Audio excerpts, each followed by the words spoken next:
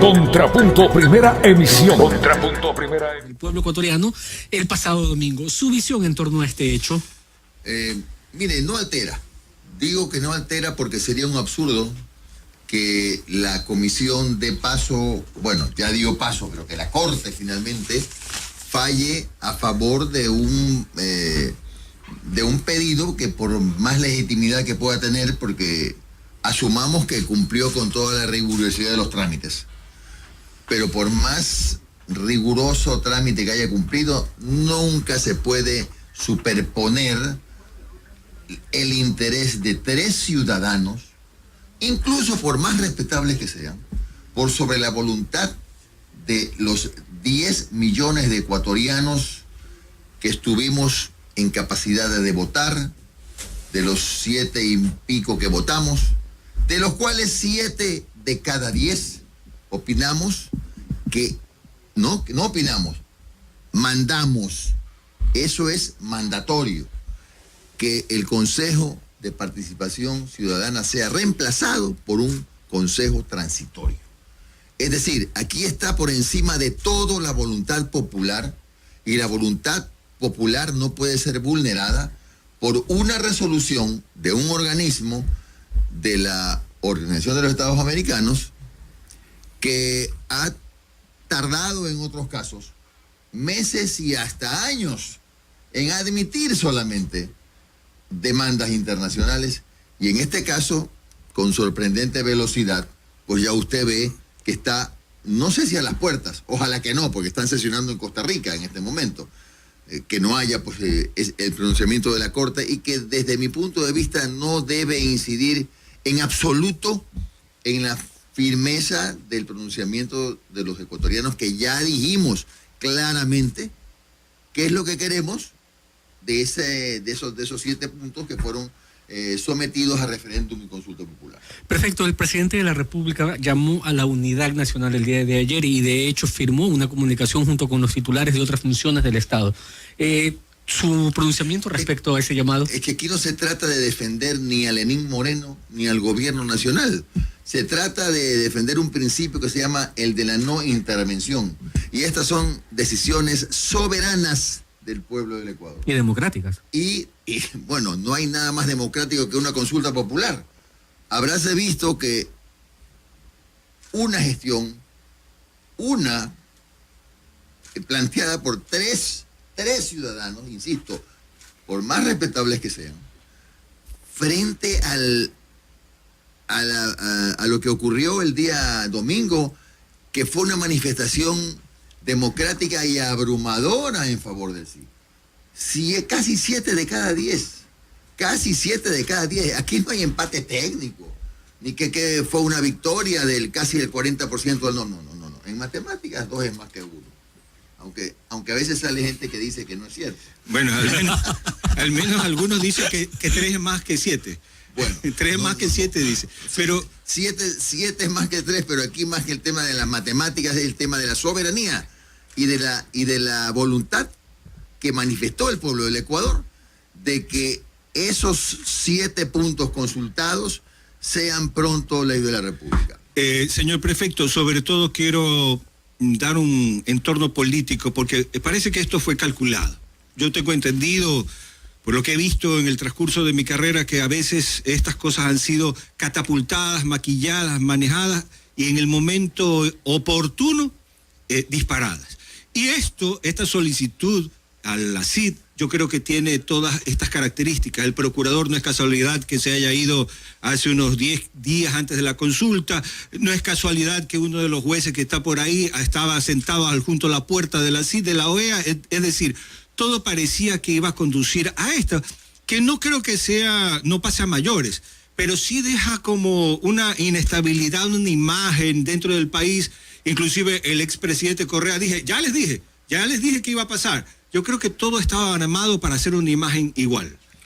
Bueno, no sé si decirle si esto sea malo para la imagen internacional del Ecuador, porque más bien estoy viendo que la comunidad internacional, abogados, constitucionalistas, se están pronunciando al contrario, condenando esta actuación de la Comisión de los Interamericana de Derechos Humanos, porque vuelvo a lo de partida.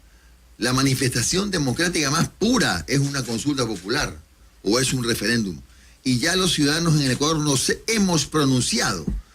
Dice, he leído, si me permite, claro, por favor, sí, el diario, no sé si fue en el Expreso o en el Universo, había el pronunciamiento de uno de los demandantes que decía, por ejemplo, que en la consulta popular de pronto los ciudadanos podemos pronunciarnos porque maten a los niños, y como la gente dice que matan a los niños hay que matarlos.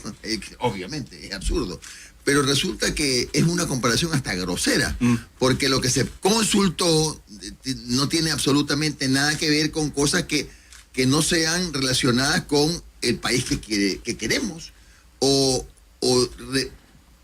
recomponer o rectificar lo que estuvo mal y hoy día necesitamos para la consolidación democrática, esos 7 sí que aprobamos en la consulta. Yo quiero ser más específico con cada una de las preguntas, el tiempo en que se van a llevar, ya lo han señalado que serán unos 30 días máximo para que todo esté en efectividad. ¿Ya? Pero apenas, creo que 24 horas después de señalar los resultados en cada una de las preguntas, una de las que me preocupa es que eliminación de la plusvalía y a las 24 horas la señora Alvarado señala que van a eliminar lo de plusvalía, pero van a crear un nuevo reglamento para suplantarla. Es decir, el pueblo dice no queremos ley de plusvalía, pero ahí mismo del gobierno de Moreno sale alguien diciendo que vamos a reemplazarla. Bueno, el mismo presidente de la República dijo que de todas maneras había necesidad de que no genere esto el abuso con el precio de la tierra, pero también he escuchado y visto que los propios sectores de la construcción dicen que ya hay leyes en el Ecuador, ya hay normas en el Ecuador que no hacen necesaria promulgar ninguna otra ley. Yo les digo a los ecuatorianos que estoy de acuerdo con que no hace falta ya ninguna ley si ya existe. Estamos viendo algunas de esas, fueron citadas por Enrique Pita, entre otros dirigentes de los constructores, y por lo visto, por lo analizado, pues no hace falta en realidad una normativa nueva. Más bien, lo que hace falta es reactivar la construcción. Lo que hace falta es reemplazar esos 80.000 empleos plenos que se perdieron por 300.000, que es la proyección de acuerdo a lo que se han comprometido las propias cámaras de la producción. Eso es lo que está haciendo falta en este momento, no una nueva reglamentación, no una nueva ley. Usted estaba siempre a favor del sí en la consulta y también a detener más o menos un cronograma de la efectividad de los resultados de esta consulta. ¿Cuándo cree que se dé? Estamos hablando de eliminando la ley de plusvalía, más empleo. Estamos hablando de las otras. ¿Cuándo tendremos resultados los ecuatorianos de nuestro voto en mayoría el domingo? Bueno, lo que yo dije en algún momento y lo repito es que esto tampoco es mágico, ¿no? Que lo aprobamos el domingo y el lunes ya está eso en plena ejecución. No. ¿Cómo sería la agenda? No, porque la Asamblea se ha puesto un límite, me parece que son 30 días. 30 días, si no me equivoco, 45 días, no lo recuerdo con precisión, para poder resolver lo que a la Asamblea le corresponde. Hay cosas que ya no le corresponden a la Asamblea, más allá de que hay algunos criterios jurídicos muy respetables al respecto, como por ejemplo en la pregunta número 2 de la aplicabilidad o no para las elecciones del 2019 de la no reelección indefinida, pero eso ya no necesita pasar por la Asamblea. Los criterios más bien apuntan a que con la transitoria automáticamente ya surte efecto para las elecciones del 2019. Entonces hay cosas que ya están, que ya surtieron efecto, pero hay ciertas normas que necesitan pues ciertas gestiones. Por ejemplo, el presidente de la República tiene que derogar la ley de plusvalía. Si es que ya no la derogó ahora, es cuestión es una decisión que ya está tomada. Pero sí quiero aclarar respecto de la consulta una cosa, y a propósito de lo que conversábamos al comienzo del pronunciamiento, que es un pedido a la Corte, es un pedido una solicitud a la Corte, sí, una solicitud, no es una resolución de la Corte. Que en primer lugar, ese pedido no invalida la consulta.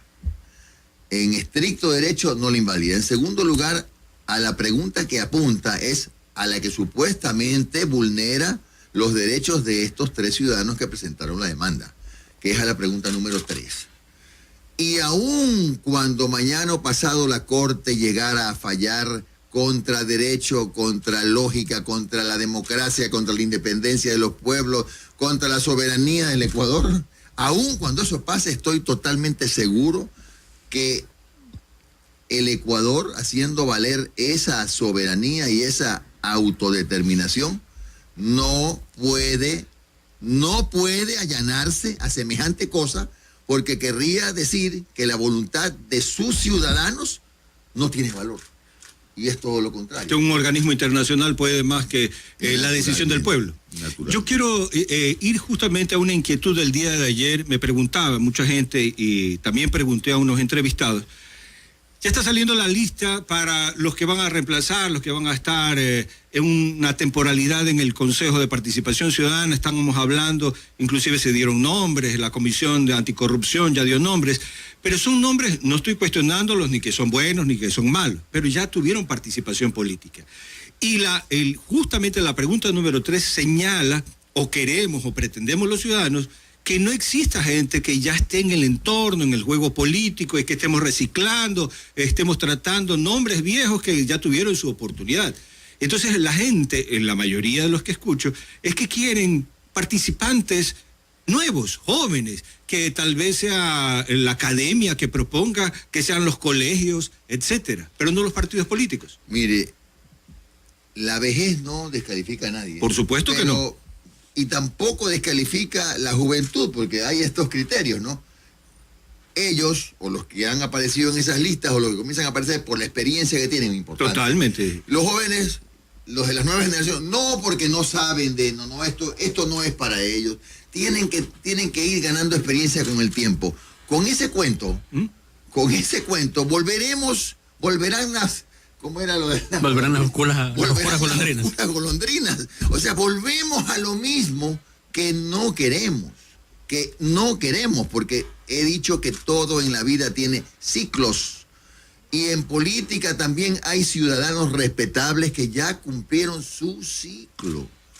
Y ciudadanos que no dejan de ser respetables, pero que ya tienen que hacer un papel más bien de otro tipo de análisis, de consejeros, de alguna manera orientar, asesorar, pero no querer pertenecer a estos organismos donde más bien, mire, estamos hablando de la necesidad de la alternancia. ¿Por qué solo la alternancia de los que hacemos política? ¿Por qué solo la alternancia de los que ya fuimos prefectos, o fuimos alcaldes, o fuimos concejales, o fuimos presidentes de juntas parroquiales, etcétera? ¿Por qué no la alternancia también de estos ciudadanos que van a ser las nuevas generaciones, los nuevos elementos que tienen la justa aspiración de ser parte de las autoridades de control? Entonces aquí no es que para ser miembro de ese consejo tiene que ser muy mediático o tienes que tener más de 70 años. ¿Qué es esto? Yo digo y yo insisto, hay nombres muy respetables, yo no califico nunca, miren, yo no soy así. Yo no prejuzgo a nadie, como si hay en esas listas que están circulando gente acostumbrada a creerse que está más allá del bien y el mal y denostar de todo el mundo. Pero eso es problema de cada uno que vaya arrastrando sus prejuicios hasta que llegue el día final. Eso es cosa de cada uno. Pero sí, asumo que estamos de acuerdo que esa alternancia debería ser de una vez, ¿sabe qué? Para todo. Entonces, cuánta gente valiosa hay que por no ser mediática, no tiene derecho a ser tomada en cuenta. Por favor. ¿Quién debe determinar los nombres? Discúlpeme, porque eso es importantísimo. ¿Quién va a participar en esas ternas? ¿Cómo va a ser ese proceso, precisamente? El proceso, ya lo dijo el presidente de la República en su momento. Ustedes, los gremios de los periodistas, nosotros. Pero yo ya no, porque estoy en otra función. ¿Te has jubilado? Ya pero tengo no está incluso, fuera. no, estoy en servicio pasivo. Yo ya tengo claro incluso, muy claro, porque ya leí las letras chiquitas. Por ejemplo, nuestro movimiento no podría presentar listas, porque solo no pueden las organizaciones políticas. Si tenemos nombres interesantes, tienen que ser, quienes lo presenten, tienen que ser organizaciones sociales. Gremios colectivos. ¿Academia? Pero no la academia, por supuesto. Pero eso es la primera parte del proceso. porque hay un interín en el cual una comisión, que eso es lo que, creo que aquí se lo dije, Boris, eso es lo importante. ¿Quiénes integran, quiénes van a revisar las carpetas? ¿Quiénes van a calificarlas para que de esas pasen por el sedazo del análisis y terminen en la asamblea las famosas 7 ternas?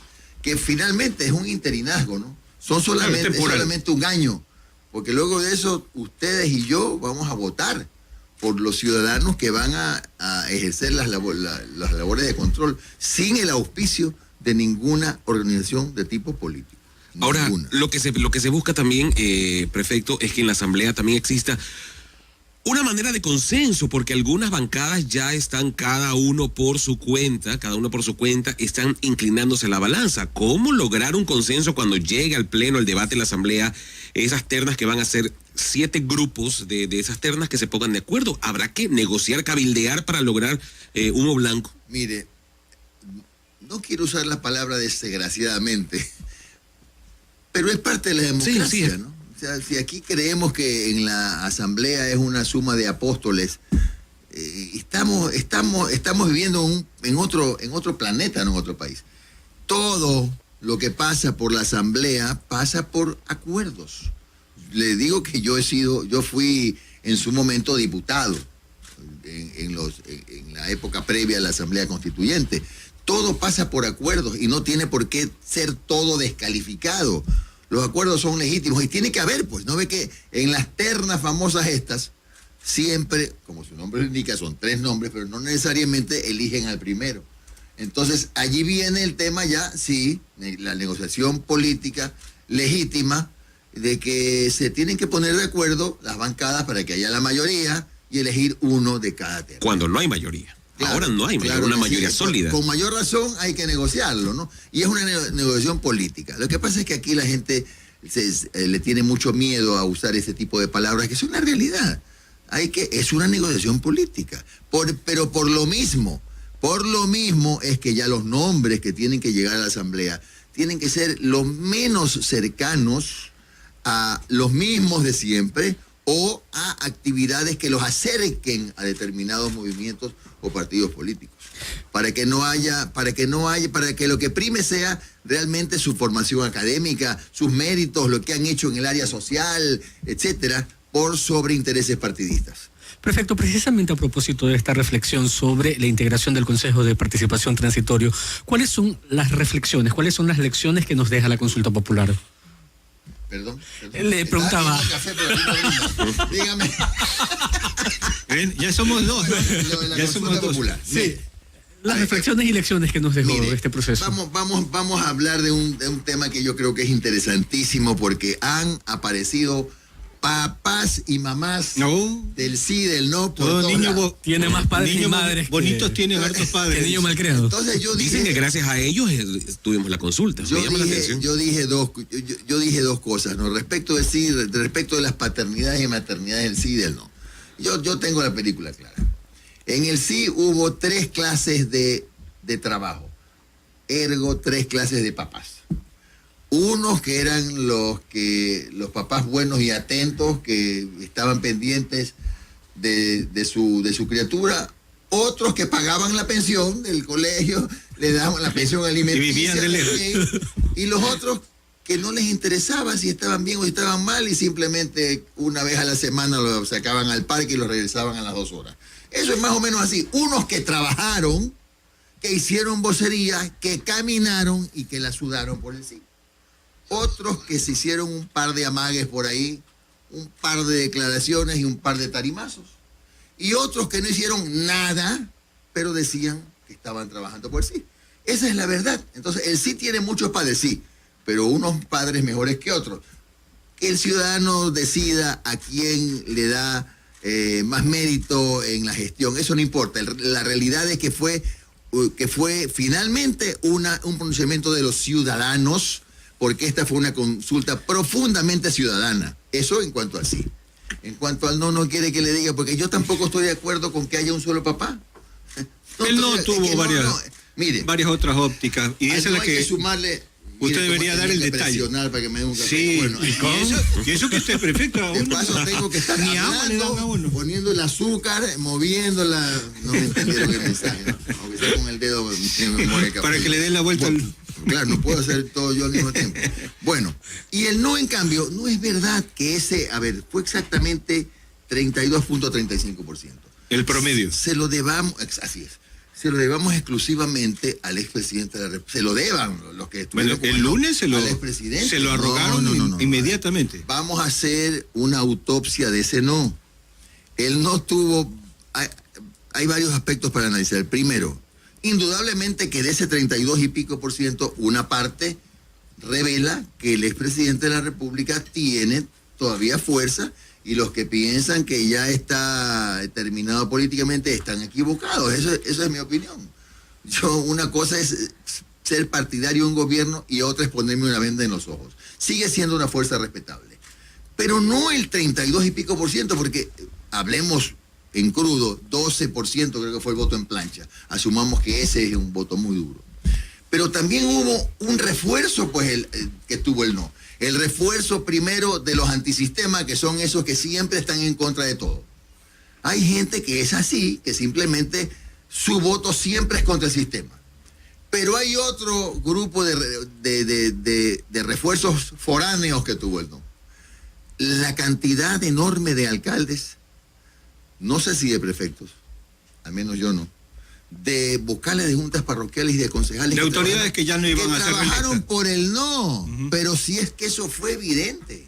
Entonces, ahora habrá que poner sobre la mesa ese 32.35% y bueno, repártanse y pelénselo. Pero tampoco se puede atribuir a un solo ciudadano la paternidad del no. No, el no tuvo aliados y muchísimos.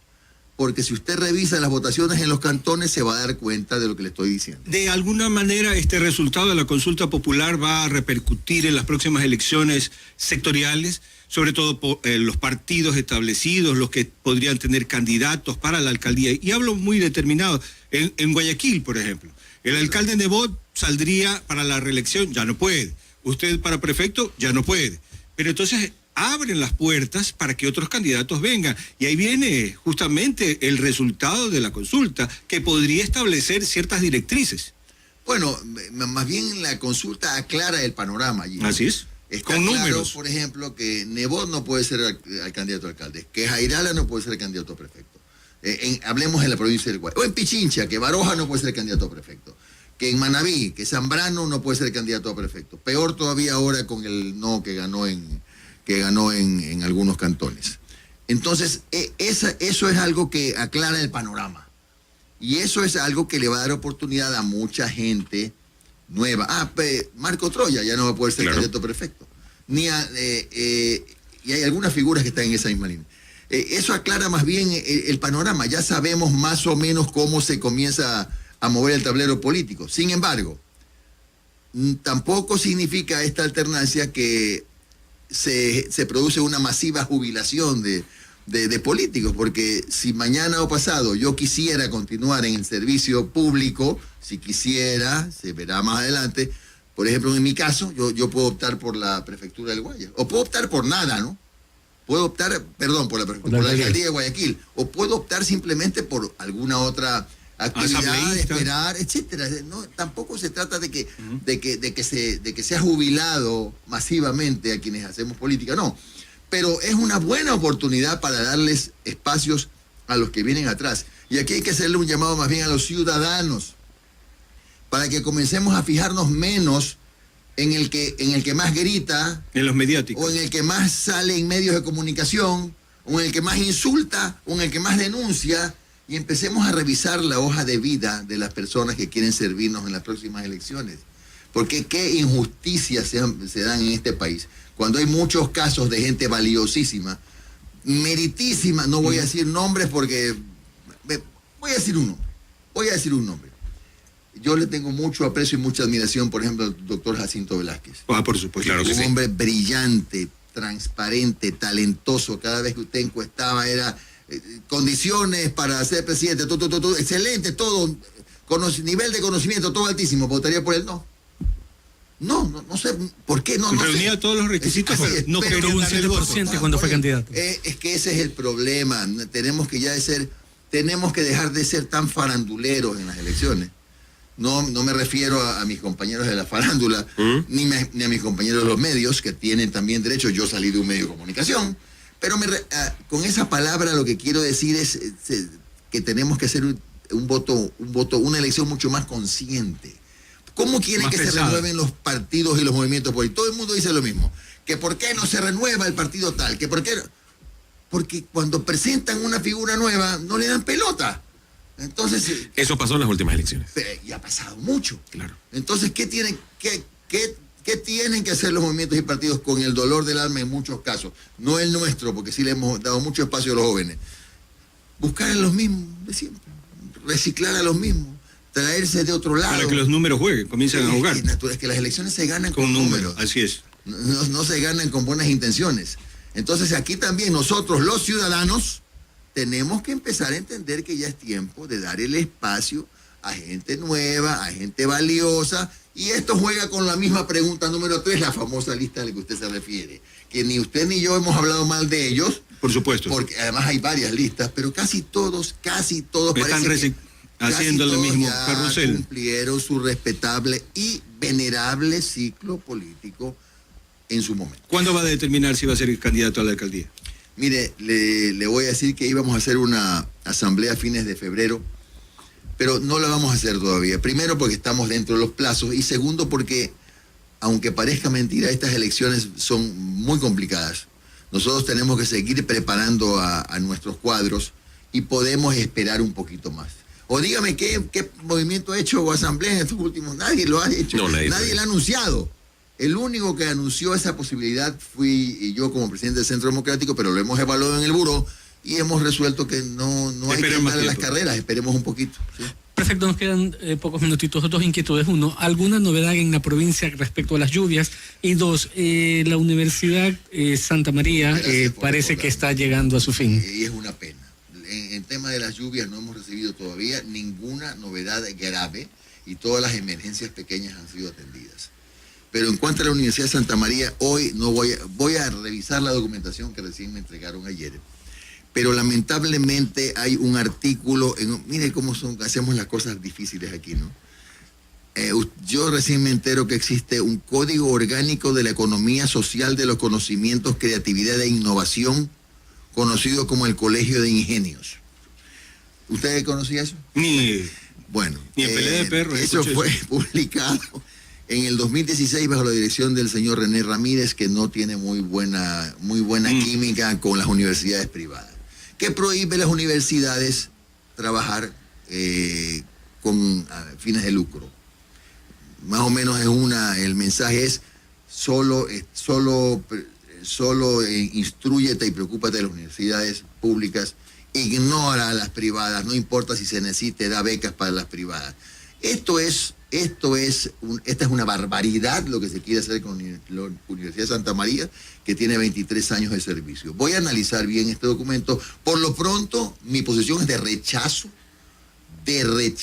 a lo que está pasando con la universidad, con una buena universidad Ya que les está anunciando notificaron, el cierre de sí. sus puertas. Ya les notificó el Estado. Vamos a hacer una revisión y yo siento mi obligación como autoridad de la provincia de hacer un pronunciamiento y lo voy a hacer en las próximas horas. Pero por lo pronto, mi más absoluto y total rechazo a que se bloquee el trabajo de que se obligue a cerrar a esta querida Universidad de Guayaquil.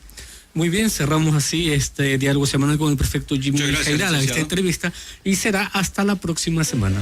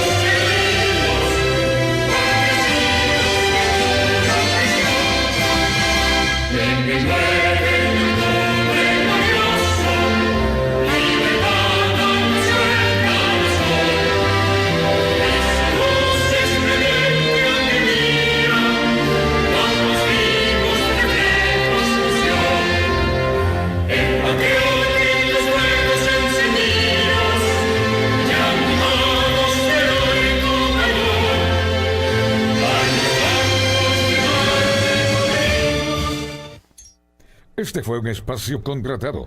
Huancavelica 830 AM Radio no se responsabiliza por las expresiones vertidas en el mismo. Huancavelica, la H grande de la información.